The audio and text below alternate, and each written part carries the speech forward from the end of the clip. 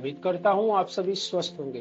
तो प्यारे बच्चों, प्रेम ज्ञान पर केस बेस्ड स्टडी क्वेश्चंस के लिस्ट में आ जाइए। हर चैप्टर के केस बेस्ड स्टडी क्वेश्चंस के लिस्ट मैंने बनाए हुए हैं, आप वहां से देखिए, सीखिए और कीजिए। ठीक है ना? चलिए ये क्वेश्चन करके देखते हैं। कहता है, it is common that governments revise travel fare from time to time based on various factors such as inflation, a general increase in prices and fall in the purchasing value of money on different types of vehicles like auto rickshaws, taxis, radio cabs, etc. The auto charges in a city comprise of a fixed charge together with the charge of a distance covered. Study the following situations. दो situation दिए हुए हैं, उनको आप पढ़िए और समझिए। Question क्या कहता है देखिए। एक ऑटो से ट्रैवल कर रहा है और एक किससे ट्रैवल कर रहा है? कार से। कह रहा है सिटी ए में distance travelled in kilometre is 10 kilometre और 15 किलोमीटर। 10 किलोमीटर ट्रैवल करेंगे तो 75 रुपए देना पड़ेगा, 15 तो 110। सिटी बी में अलग सिटी वही 8 किलोमीटर ट्रैवल करेंगे तो 91, महंगी सिटी है ये, एंड 14 किलोमीटर तो 145। ठीक है ना? अब कह रहा है इन city A for journey of 10 kilometre the charge paid is 75, और इसने यही चीज इसने लिख के बताया हुआ है।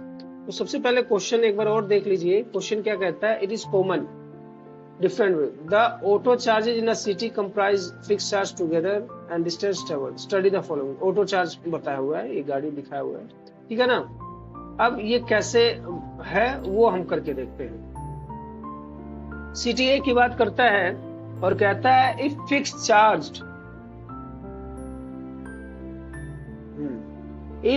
Charge of auto rickshaw x मान लिया, रनिंग चार्जेबल क्या है? Y.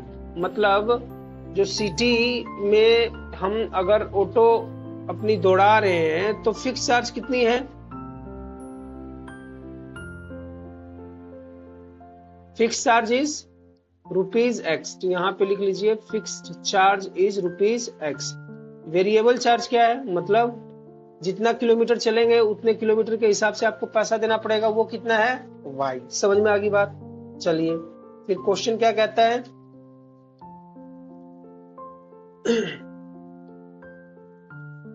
If the fix charge is x, कह रहा है इक्वेशन 1 का हमें ये जो सिचुएशन 1 है इसकी लीनियर इक्वेशन बनानी है, तो इजी सा है।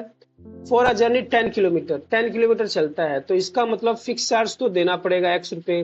10 किलोमीटर चलेगा तो ये वेरिएबल चार्ज है, y के हिसाब से पैसा लगेगा। तो 10 इंटू वाई, कितना रुपया दिया उसने? 75। दूसरी इक्वेशन क्या बनती है आपकी? For a journey of 15 kilometre, उसको कितना रुपया लगता है? 110। तो 15 किलोमीटर अभी भी x रुपया फिक्स, और ये 15 किलोमीटर के हिसाब से y जो पैसा है ये 110 रुपया हो गया। ये इक्वेशन नंबर 1 है।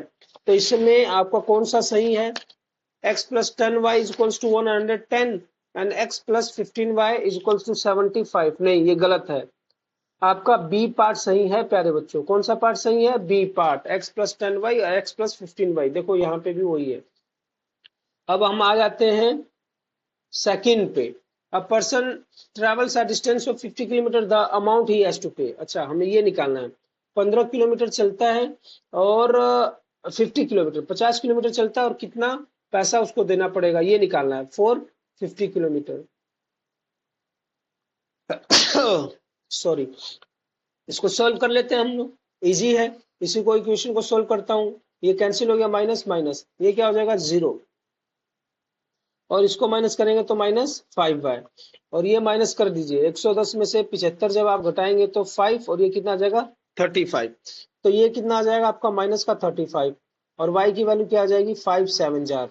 y कितना आ गया? 7 आ गया। इस y की वैल्यू आप इक्वेशन नंबर 1 में पुट कर दीजिए, इसमें पुट कर दीजिए। तो x plus 10 into 7 is equals to 75। तो x की वैल्यू कितनी आ जाएगी? 5। इसका मतलब क्या? इसका मतलब ये है कि फिक्स चार्ज आपका 5 रुपए है और हर किलोमीटर के हिसाब से आपको कितना रुपए देना पड़ेगा? 7 रुपए। तो 50 किलोमीटर के निकालने हैं तो इक्वेशन क्या बनेगा? x प्लस में 50y है ना, x कितना है? 5 रुपए दे दो भाई, और 50 किलोमीटर के हिसाब से जो वेरिएबल चार्ज है वो कितना है 7, तो 7 5 जा 35 और ये 5, 355 रुपए देना पड़ेगा आपको 50 किलोमीटर के हिसाब से। 355 means C is the correct option. अब हम आते हैं सिचुएशन नंबर 2 पे। What will a person have to pay traveling a distance of 30 kilometre. यदि सिचुएशन 2 में अगर वो डिस्टेंस ट्रैवल कर रहा है तो 30 किलोमीटर के लिए उसको कितना रुपया पे करना पड़ेगा। इक्वेशन बना लेते हैं। 8 किलोमीटर चलता है तो 91 रुपए, 8 किलोमीटर 91 रुपए करो, x प्लस में 8 किलोमीटर 91। समझ में आ रही है बात। सेकंड एंड 14 किलोमीटर के लिए 145, 14 kilometre x plus 14 kilometre 145 minus minus minus, क्योंकि ये पहले से बना बनाया इक्वेशन है, कुछ भी मल्टीप्लाई करने की जरूरत नहीं पड़ेगी। ये आ जाएगा माइनस का 6y और 145 में से 91 घटाएंगे तो ये भी माइनस का ही आएगा क्योंकि नीचे माइनस बड़ा है।